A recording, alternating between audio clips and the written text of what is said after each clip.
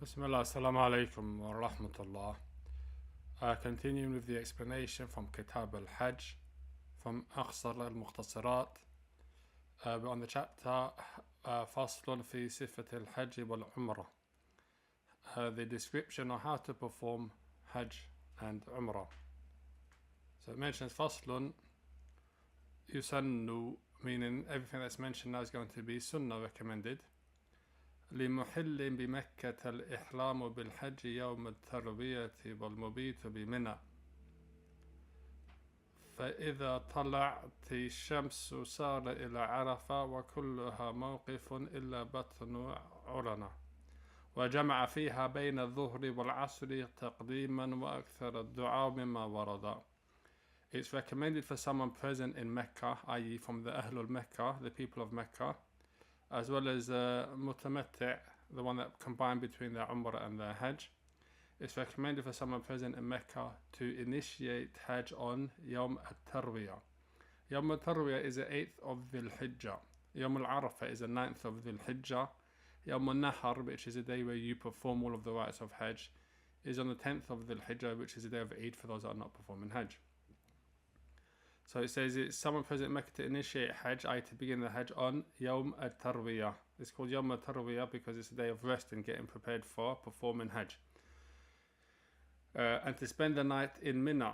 Okay, so if a person didn't spend the night in Mina, they haven't missed a pillar of Hajj, or they haven't missed one of the wajibat of Hajj, they've missed something which is recommended.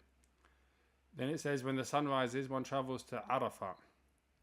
And all of Arafat is a place of standing, save the button Urina, right? So all of Arafat is a place of standing, apart from this place, and this is a valley, one valley which is in Arafat. All of Arafat is a place of standing, save button Urina. At Arafat, one joins the noon and afternoon prayers, i.e. you make jam with dhuhr and asr at the time of the noon prayer, taqdeem, jam or taqdeem. One makes frequent supplication using the ones that were transmitted, i.e. the dua, which is being authentically narrated from the Messenger of Allah sallallahu alayhi wasallam. Alright? With regards to Arafat, he says whoever takes Arafat has actually made Hajj, right? Whoever takes Arafat has made Hajj. No. So then he mentions one of the du'as. Then he goes, وَوَقْتُ الْوُقُوفِ مِنْ فَجْرِ عَرَفَةَ إِلَى فَجْرِ النَّحْرِ ثُمَّ يَدْفَعُ بَعْدَ الْغُرُوبِ إِلَى الْمُزْدَلِفَةِ. Right? He says that the ثُمَّ يدفع بعد الغروب إلى مزدلفة بسكينة ويجمع فيها بين العشاءين تأخيرا ويبيت فيها فإذا صلى الصبح أتى المشعر الحرام فرقاه فوقف عنده وحمد الله وكبر وقرأ فإذا أفدتم من عرفات الآيتين البقرة آية number 198 199. نعم. Here he says the time for standing at Arafat is from the dawn of the day of Arafat up until the dawn of the day of sacrifice. Right? The time of standing, i.e. for the person that wants to catch this rukn from the arkan of the Hajj, because there's a hadith where the Messenger of Allah said al-Hajj Arafat, that Hajj is Arafat, so it's a rukn, the main pillar. If a person wants to catch this main pillar, then it's between these two times. Whoever catches it, then it's called the rukn. So the time for standing is from the day of Arafah up until the dawn of the day of sacrifice, Yawm al-Nahar, which is the 10th of Dhul Hijjah. After sunset, one goes to Muzdalifah, after sunset on Yawm al-Arafah, which is the 9th. One goes to Muzdalifah, where one joins sunset and night prayers, ta'khiran, in the latter time, at the time of Isha. One stays the night there. When one prays the dawn prayer, one goes to the hill of al-Mash'ar al-Haram and ascends it.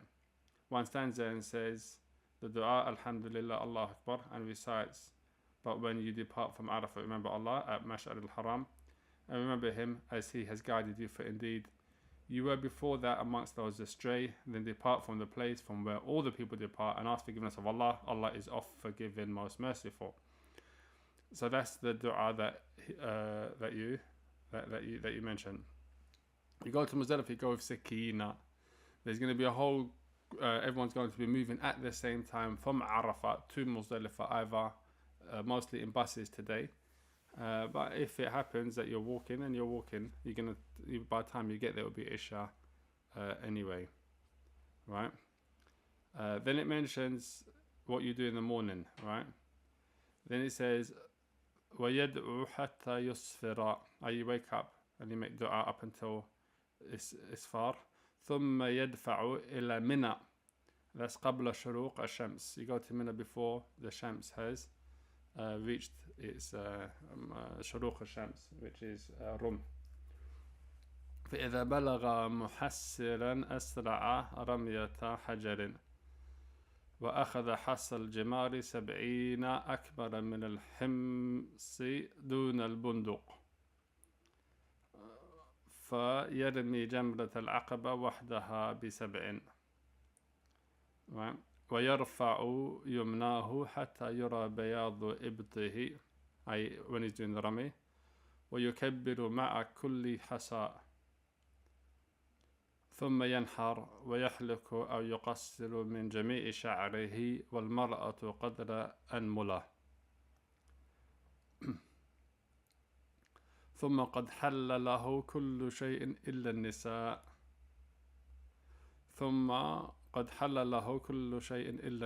ثم يفيد إلى مكة فيطوف طواف الزيارة الذي هو ركن. نعم.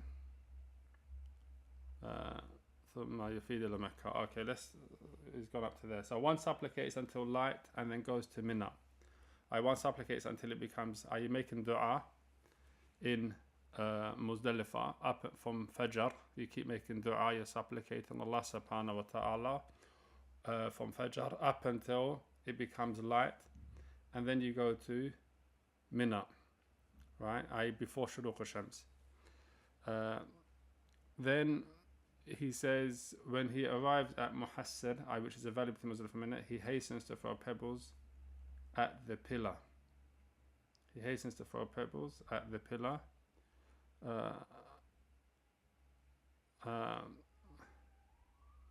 Why does the madhab say this? Because it's the place where Allah subhanahu wa ta'ala destroyed those that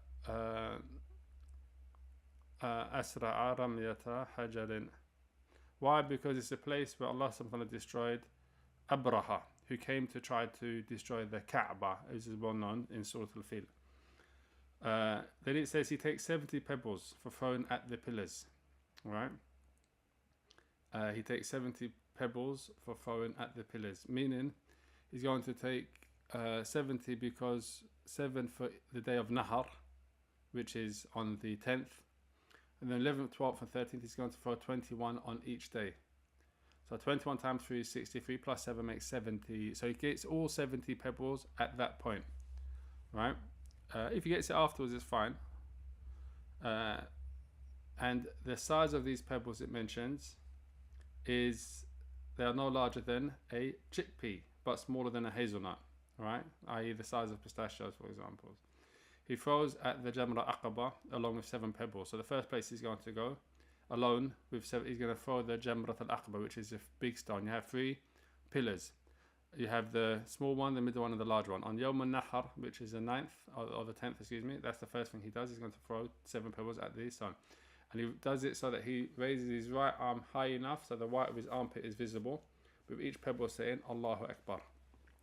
Alright, with each pebble saying Allahu Akbar. Some people, they make a dua every time they throw, right? Or some people, they leave this off. They do like a small, but they should do a proper rami.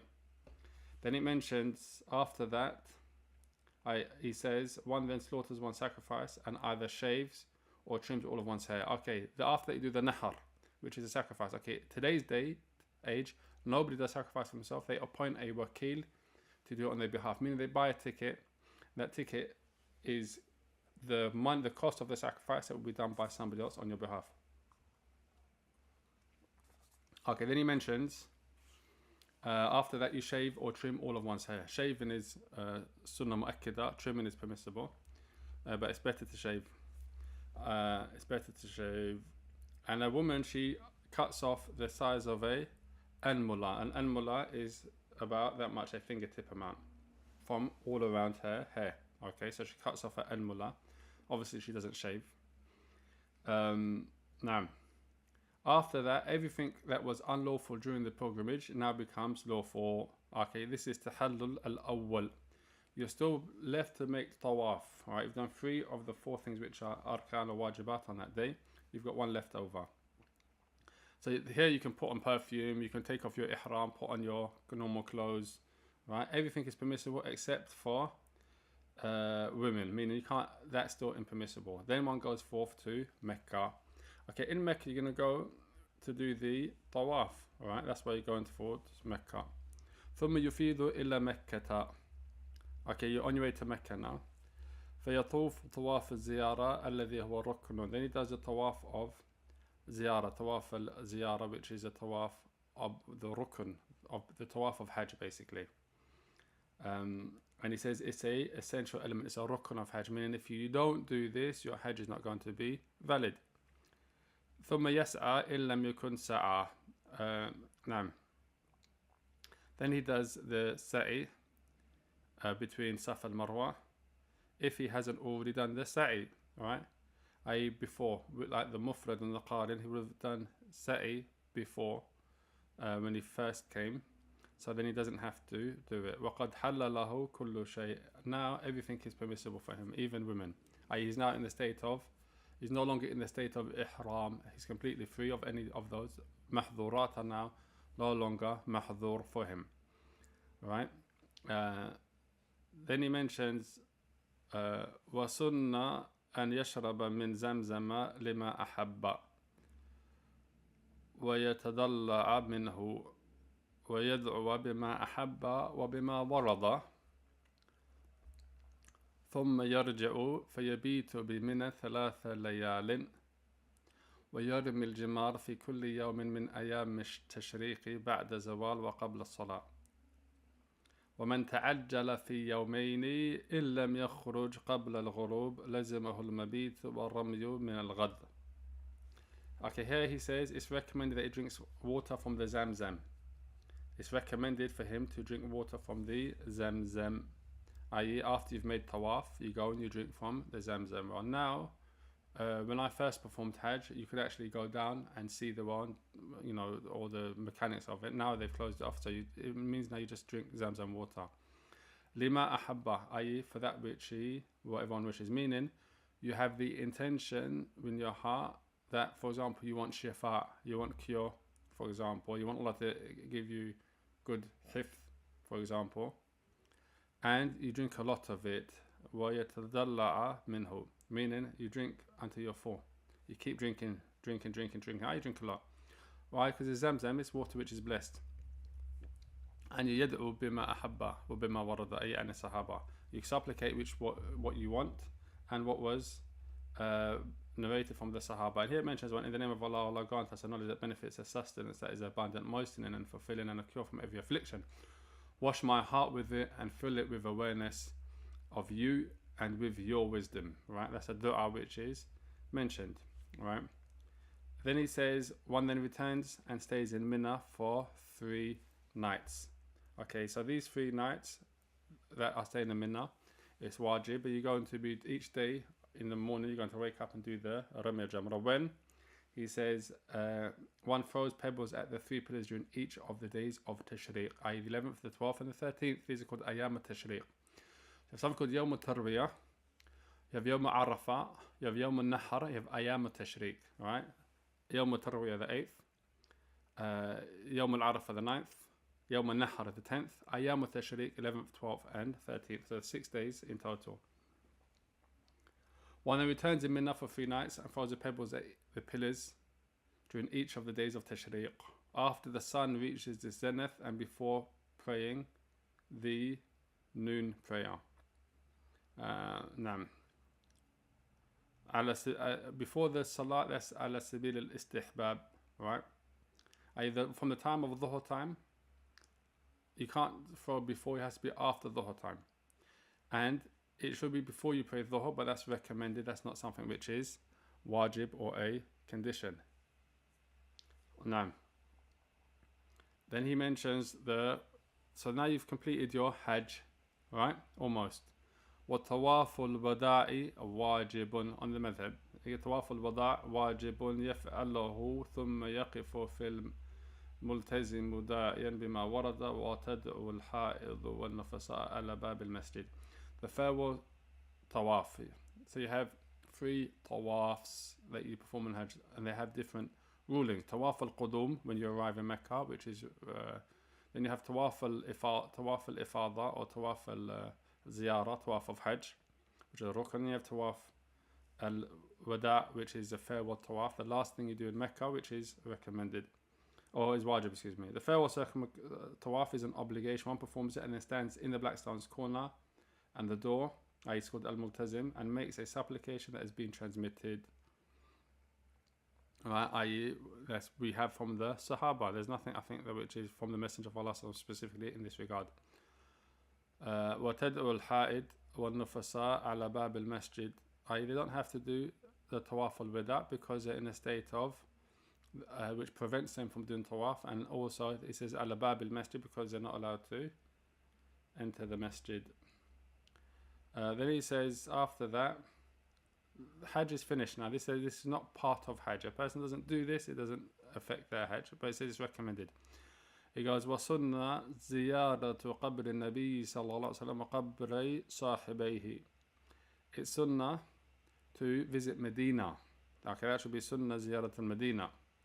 It's sunnah to visit Medina and to pray in Masjid al-Nabawi.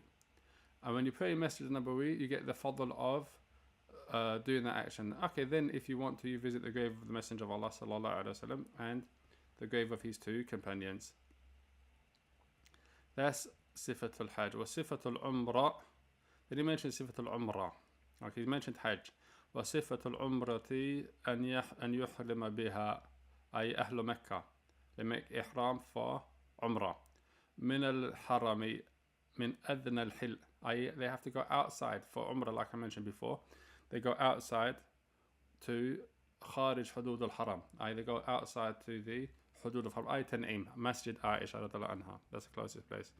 وغيره من دويرة أهله إن كان دون ميقات, أي من مكانه, other than them.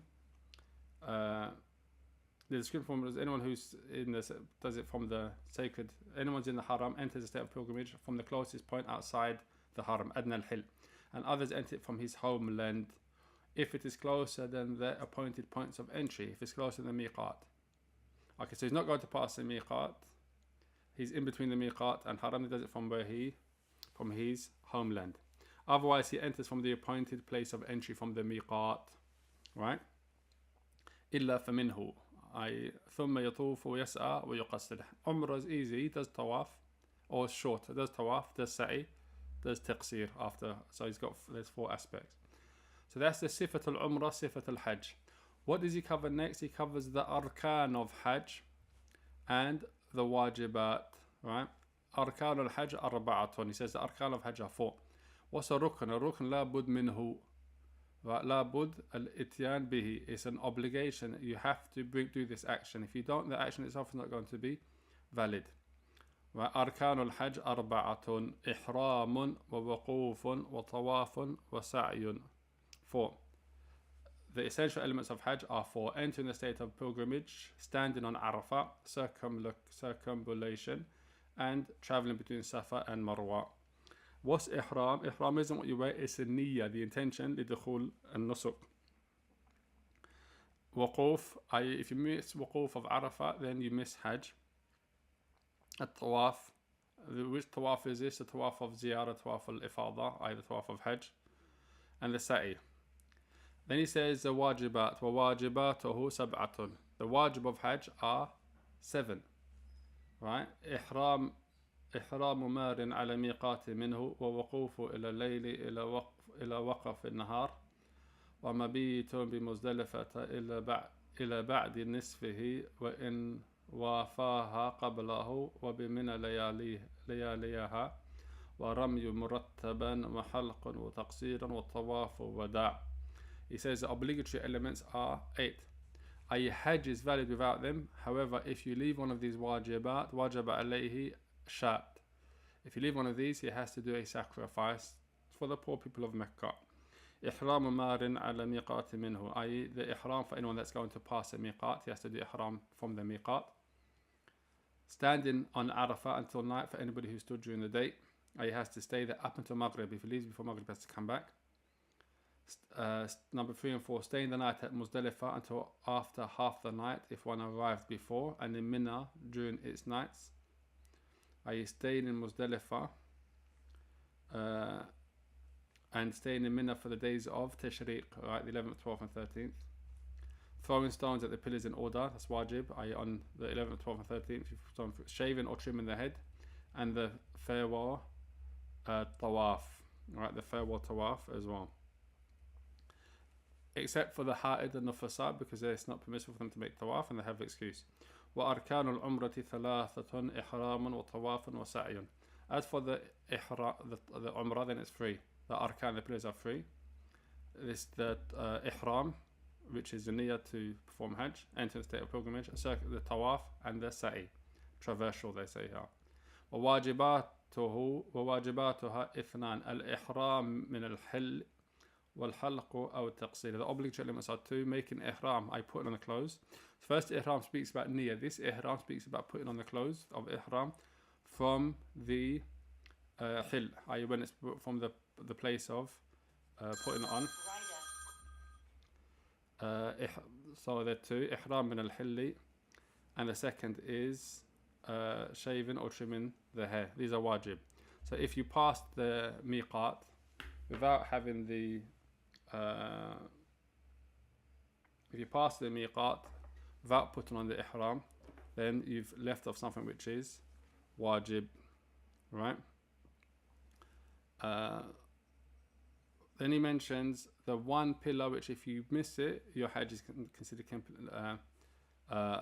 invalid, alright?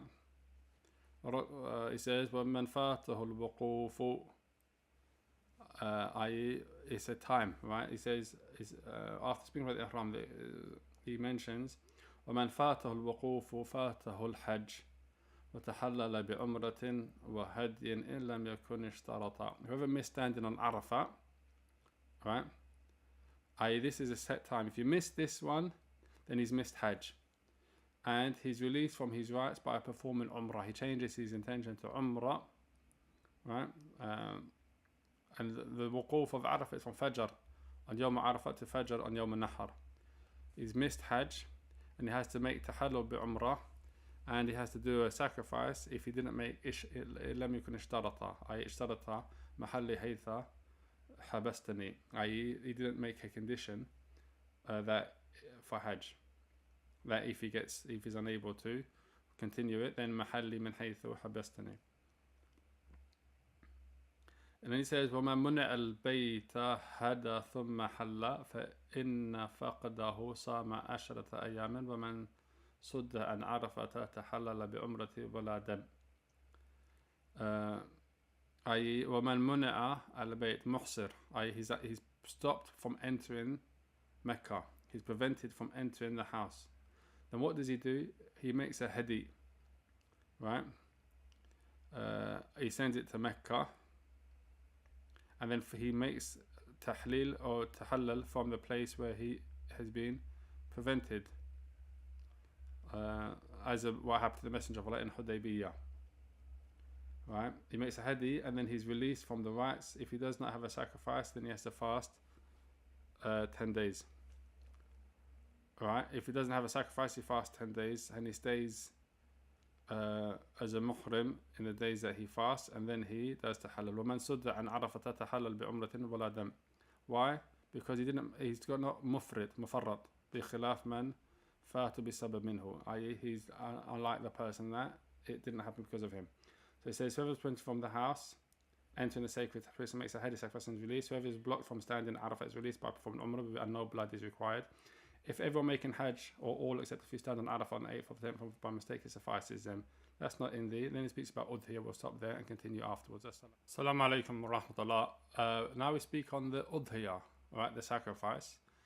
And the Udhiyah is for the people that are not performing Hajj on Yawmul Eid, which is the 10th of Dhul Hijjah. He says, Faslun wal Udhiyatu sunnatun yukrahu tarkaha liqadirin.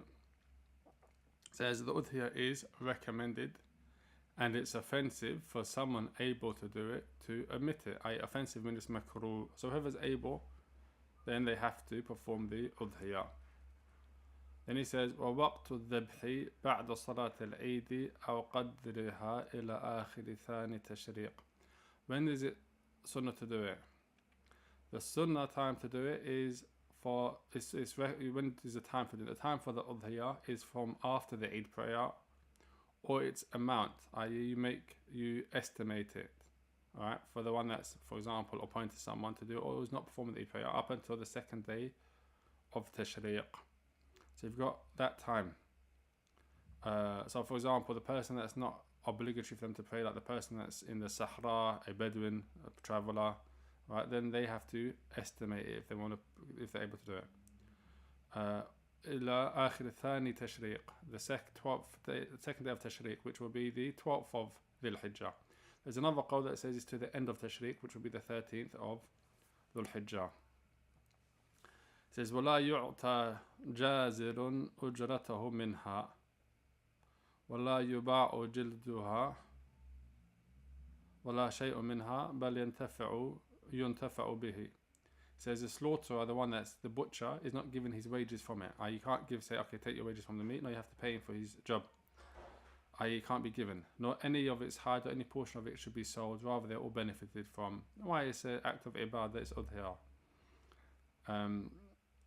وأفضل هدي وأضحية إبل ثم بقرة ثم غنم. The best type of udhiyah is a camel, because it's the one that has the most value to the person, a cow, and then a sheep. Then he says, وَلَا يُجْزِئُ إِلَّا جَذَعٌ ضَعْنٍ, i.e. that's he's going to mention, أو ثني غيره, فثني إبل ما له 5 سنين وبقر سنتين وتجزئ الشاة عن 1 والبدنة والبقرة عن 7. نعم. ولا تجزئ هذيلة وبينة عور أو عرج ولا ذاهبة الثنايا أو أكثر أذنها أو قرنها وسنة نحر إبل قائمة معقولة يدها اليسرى وسنة نحر إبل قائمة معقولة يدها اليسرى وذبح غيرها ويقول بسم الله اللهم هذا منك ولك. نعم. And this speaks about the type of animal as well as how to perform the udhiyah. So he says nothing suffices, i.e. for an obligatory hadi udhiyah, except for a 6-month-old male sheep or a 1-year-old or something else, right? Goat, for example. The thani is a goat that has completed 1 full year. The thani of a camel has 5 years and the cow 2, right? So a thani غيره فثني, so jid'un is a 6-month-old male sheep. The thani of a goat was completed 1 full year. The thani of a camel has 5 years and of a cow 2. A single sheep suffices for an individual, i.e. per person is a sheep, but you can share in a camel, i.e. for a person and his family. So if I'm doing the udhiyah, I do a sheep is on behalf of me and my family members, while a camel and a cow suffice for 7 individuals and the households of family. So for example, me and my 6 neighbors, we decide we want to do udhiyah of a cow. So we all, the cost of a cow, for example, £800, £1,000, we all put in the required amount, we divide that by 7 and we all put in that amount. A sacrifice and udhiyah that is emaciated or clearly one-eyed or lame does not suffice. So you can't have a defect. Neither does one that is missing its front teeth, most of an ear or its horn. Again, it can't have a defect. It's recommended to slaughter a camel from the bottom of its neck while it is standing, and with its left leg hobbled, meaning tied. Right? Other animals are slaughtered from the top of the neck. I.e., with regards to a camel, is slaughtered, i.e., it's got a long neck. You're not going to you're going to stab in the neck. That's how it's done. And the other ones you're going to slaughter, right? Other animals slaughtered from top of the neck. One says, Bismillah Allahumma hadha minka wa laka. This is from you and to you. Then he says, with regards to how you benefit from it yourself, he says, وَصُنَّ أَن يَأْكُلَ وَيَهْدِيَ وَيَتَصَدَّقْ. أي وَصُنَّ أَن يَأْكُلَ وَيُهْدِيَ. أي give some away as a gift. وَيَتَصَدَّقَ أَثْلَاثًا مُطْلَقًا. Even if it's whatever type of sacrifice you do, this is what sunnah to do. وَيَأْكُلَ, you eat from it. وَيُهْدِيَ, i.e. with the intention of being close to someone, so it's a gift, right? So it can be to the wealthy, it doesn't have to be to the poor. With the sadaqah, that's to the poor, right? 1/3. It says mutlaqan, i.e. whether it's an obligatory sacrifice or a recommended sacrifice, right? Then it says وَالْحَلْقُ بَعْدَهَا, i.e. Why? Because during those 10 days of Dhul Hijjah, if you're not on Hajj, you would have not shaved or clipped, not shaved any of your hair or your nails. So afterwards, it's now sunnah to do the halq afterwards, right?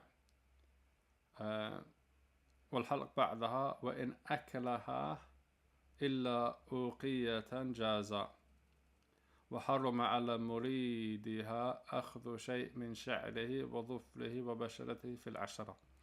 Okay, if you ate some of it, i.e. if you ate all of it except for a portion of it that you gave away, then that's permissible. And it's not allowed for the person that intends to perform a sacrifice to remove any of his hair, nails or skin during the 10 days of Dhul Hijjah. Now, so it shows two things. Number one, it's essential for some of it to be given away in sadaqah. At least some of it has to be given away in sadaqah, even if it's a small amount. With regards to the 10 days, as soon as Dhul Hijjah comes, then the person shouldn't cut or shave their nails, their hair, or shouldn't cut their hair, shave their hair, or cut any nails. The dimension is وَتُسَنُّ الْأَقِيقَةِ. What's Aqiqah? Al-Aqiqah is a dhabiha, a slaughter, sacrifice that you do when you've had a baby, as a means of showing appreciation, gratitude to Allah subhanahu wa ta'ala. وهي عن الغلام شاتان وعن الجارية شات ويذبح يوم السابع فإن فات ففي 14 فإن فات ففي 21 ثم لا تعتبر الأسابيع وحكمها كأضحية. Now he speaks about slaughtering for a newborn. He says slaughtering for a newborn is recommended, sunnah, mu'akkidah, it's a highly recommended sunnah. 2 sheep for a male and 1 for a female.